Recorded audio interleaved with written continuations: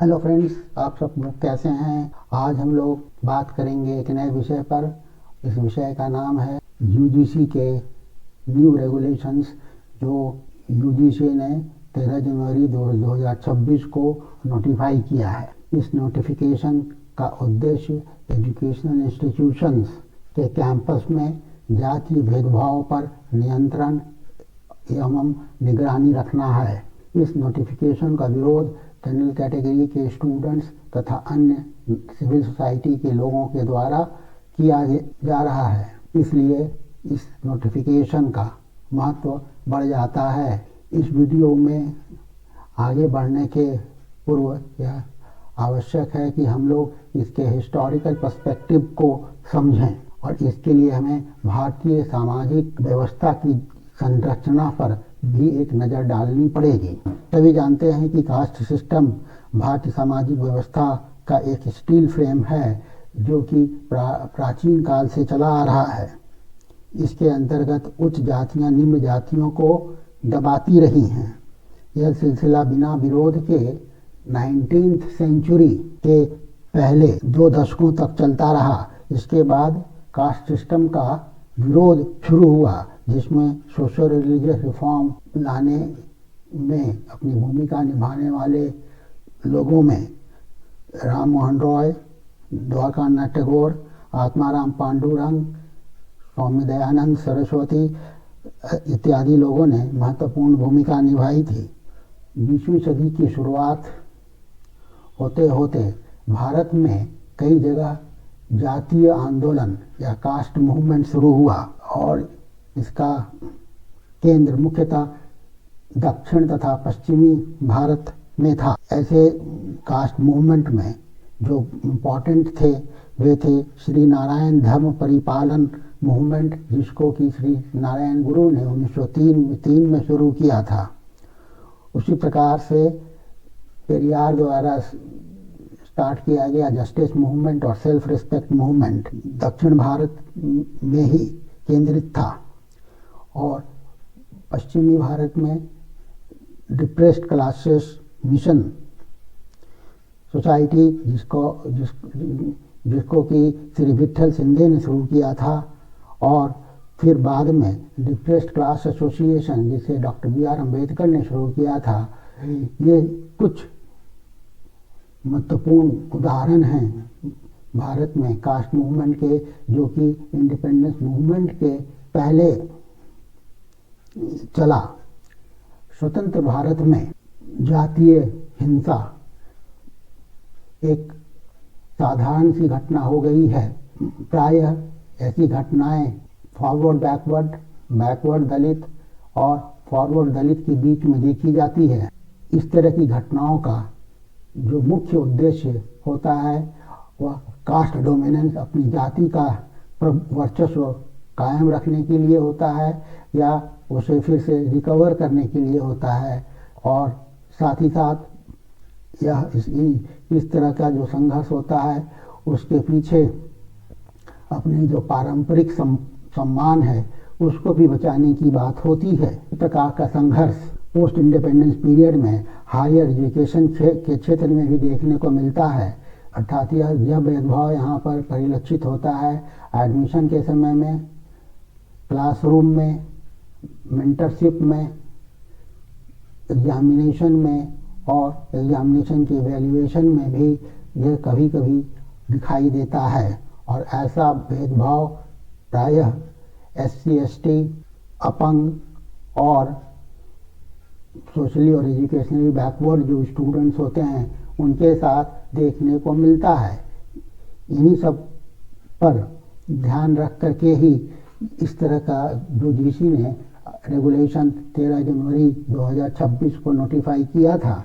जो 2 प्रमुख घटनाएं 5 साल के अंतराल में घटी हैं हाल में, 2015 से लेकर के 2020, इन 5 वर्षों में 2 घटनाएं ऐसी घटी जिसने कि पूरे देश के राजनीतिक और सामाजिक ताने बाने को झकझोर दिया। ये घटनाएं थी, पहली घटना हुई थी जनवरी 2016 में, जब रोहित वेमुला जो कि शोध छात्र हैदराबाद का था, उसने जातीय भेदभाव के चलते अपनी आत्महत्या कर ली थी, और जिसके कारण पूरे देश में आंदोलन हुए, प्रदर्शन हुए, आगजनी की घटना भी हुई। उसी प्रकार मई 2019 में डॉक्टर पायल ताडवी, जो कि मुंबई में एमएस कर रही थी और बाई प्रोफेशन डॉक्टर थी, इन्होंने भी जातीय भेदभाव के कारण अपनी आत्महत्या कर ली थी। ये आदिवासी समाज से आती थी। इन दो घटनाओं ने शिक्षा जगत के ऊपर प्रश्न चिन्ह ला खड़ा किया। यहाँ यह भी ध्यान देने योग्य है कि इन्हीं दो की माताओं ने सुप्रीम कोर्ट में एक पिटीशन दाखिल किया था, जिस पर संज्ञान लेते हुए सुप्रीम कोर्ट ने भारत सरकार को यह निर्देशित किया था कि एजुकेशनल कैंपस में कास्ट डिस्क्रिमिनेशन को रोकने के लिए नियम फॉर्मुलेट किए जाएं, और इसीलिए 13 जनवरी 2026 को यूनिवर्सिटी ग्रांट्स कमीशन ने एक रूल्स एंड रेगुलेशंस नोटिफाई किया, जिसके अंतर्गत यह कहा गया है कि एजुकेशनल कैंपसेस में जो भी डिस्क्रिमिनेशन होते हैं, धर्म के आधार पर, नस्ल के आधार पर, लिंग के आधार पर, जन्म स्थान के आधार पर, जाति के आधार पर या अपंगता के आधार पर, तो ऐसे भेदभाव को रोकने का पूरा दायित्व एजुकेशनल इंस्टीट्यूशंस के ऊपर में होगा। और इस तरह की इसमें आगे यह भी कहा गया है, अगर इस तरह का भेदभाव यदि सोशली और एजुकेशनली बैकवर्ड क्लास के लोग जो हैं उनके साथ भी होता है, तो यह भी जातीय भेदभाव के अंतर्गत रखा जाएगा। आर्थिक दृष्टिकोण से जो लोग कमज़ोर लोग हैं वे भी इसी परिधि में आएंगे। इस तरह से हायर एजुकेशन इंस्टीट्यूशंस में जातीय भेदभाव अंकुश लगाने के लिए यह रूल्स एंड रेगुलेशन नोटिफाई किया गया था 13 जनवरी 2026 को। 13 जनवरी 2026 को जो रेगुलेशन नोटिफाई किया गया है वह इसी तरह का regulation UGC promotion of equity in higher educational institution 2012 में भी लाया गया था, और इसी 2012 के रेगुलेशन को 2026 का रेगुलेशन रिप्लेस करता है।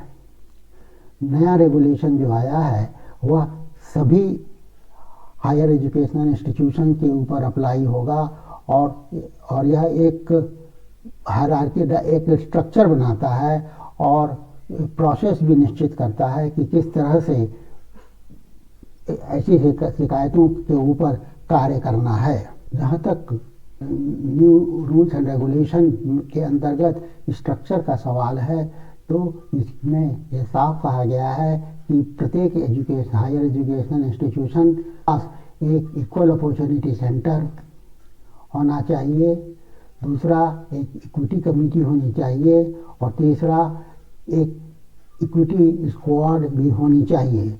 इक्वल अपॉर्चुनिटी सेंटर से अपेक्षा की गई है कि जो भी नीतियाँ डिसएडवांटेज्ड ग्रुप्स के फ़ायदे के लिए बनाई जाएंगी उसके इम्प्लीमेंटेशन की निगरानी करेगा, साथ ही साथ और डिस्ट्रिक्ट एडमिनिस्ट्रेशन के साथ और पुलिस के साथ समन्वय स्थापित करेगा, और जहां आवश्यकता महसूस होगी वहां पर लीगल एड भी अफेक्टेड लोगों को प्रोवाइड करेगा। ये इक्वल अपॉर्चुनिटी सेंटर में 5 फैकल्टी मेंबर होंगे, जिनके चयन में रिजर्वेशन का कंसिडरेशन नहीं किया जाएगा, अर्थात बिना आरक्षण लागू किए हुए इसका गठन किया जाएगा। इस 5 फैकल्टी मेंबर जो होंगे इसमें किसी भी तरह के आरक्षण की व्यवस्था नहीं होगी। रेगुलेशन में यह भी साफ कहा गया है कि जिस कॉलेज के पास 5 फैकल्टी मेंबर से कम हैं तो वैसे संबद्ध कॉलेजेस में अर्थात एफिलिएटेड कॉलेजेस में यूनिवर्सिटी का जो EOC अर्थात इक्वल अपॉर्चुनिटी सेंटर है वह उस कार्य को अंजाम देगा। दूसरा, इक्विटी कमेटी में 10 सदस्य होंगे और इसकी अध्यक्षता जो एजुकेशनल इंस्टीट्यूशन का हेड है वह करेगा।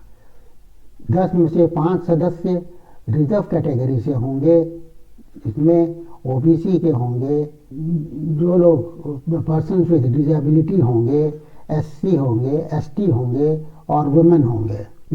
और यह कमेटी, इक्विटी कमेटी, अगर किसी तरह की शिकायत मिलती है तो शिकायत मिलने के 24 घंटे के अंदर उस पर वह अपनी कार्रवाई शुरू कर देगी और अपनी report head of the institution को 15 दिन के भीतर सुपुर्द कर देगी।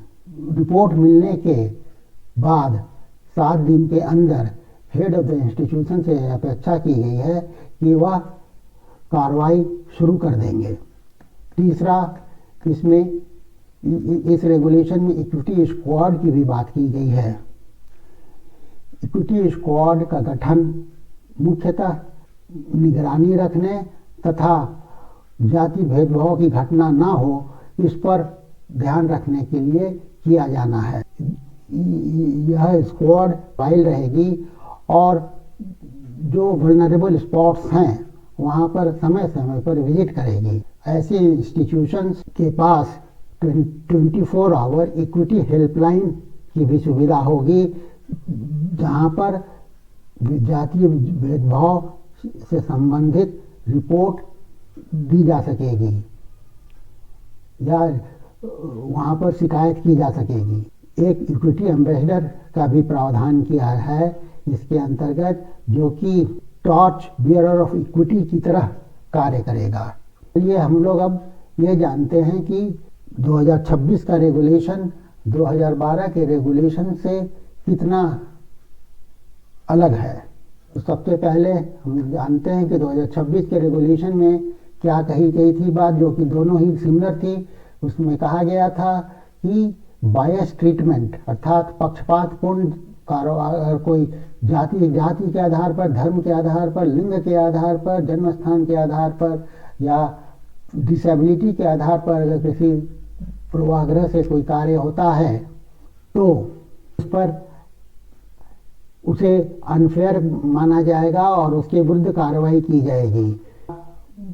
इसी तरह की बात 2012 के रेगुलेशन में भी थी, लेकिन 2012 के रेगुलेशन में भाषाई आधार पर और एथनिसिटी के आधार पर भी अगर कोई भेदभाव होता था तो उसको भी कार्रवाई के लिए कंसीडर किया जा सकता। दूसरा, 2026 के रेगुलेशन में हरासमेंट, विक्टिमाइजेशन और रैगिंग की बात नहीं की गई है, जबकि 2012 के रेगुलेशन में हरासमेंट, विक्टिमाइजेशन और रैगिंग को भी स्थान दिया गया था। साथ ही साथ 2012 के रेगुलेशन में अगर रिजर्वेशन की पॉलिसी का किसी भी तरह से उल्लंघन होता है तो उसको भी ध्यान में रखने की बात कही गई थी, लेकिन 2026 के रेगुलेशन इस बात की चर्चा नहीं करता है।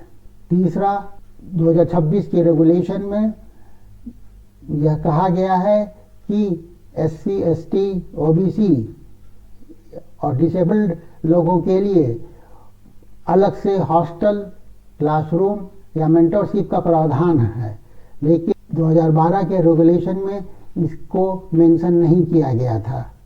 2026 के रेगुलेशन में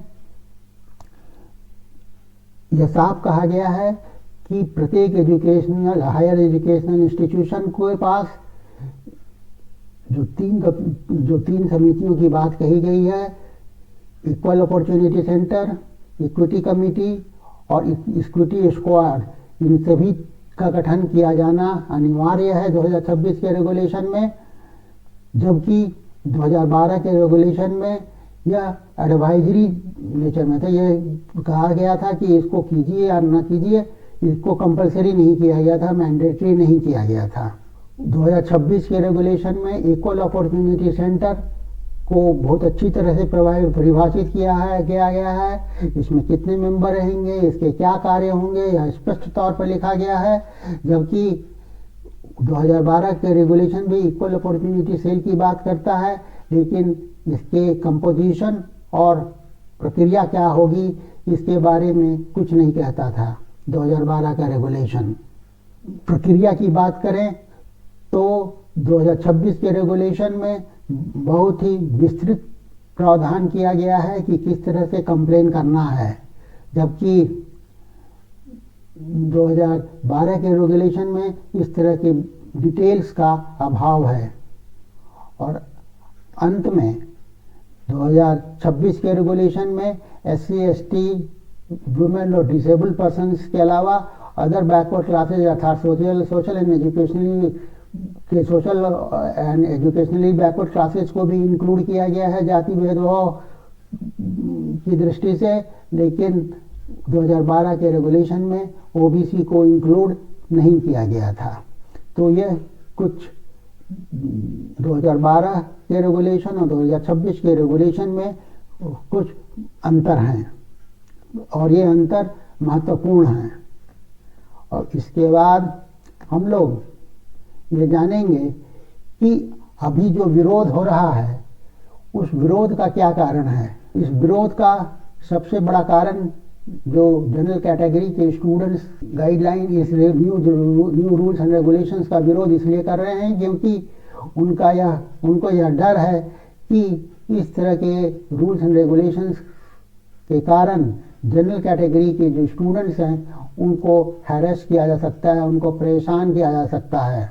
और जो इसके कंपोजिशन हैं उस कंपोजिशन को लेकर के भी जो इक्वल अपॉर्चुनिटी सेंटर है या इक्विटी कमेटी है उसके इक्विटी कमेटी में खास करके, जिसमें कि रिजर्व कैटेगरी वालों को रिप्रेजेंटेशन तो दिया गया है, लेकिन जो जनरल कैटेगरी हैं के लोग हैं उनके रिप्रेजेंटेशन के बारे में कुछ भी नहीं कहा गया है।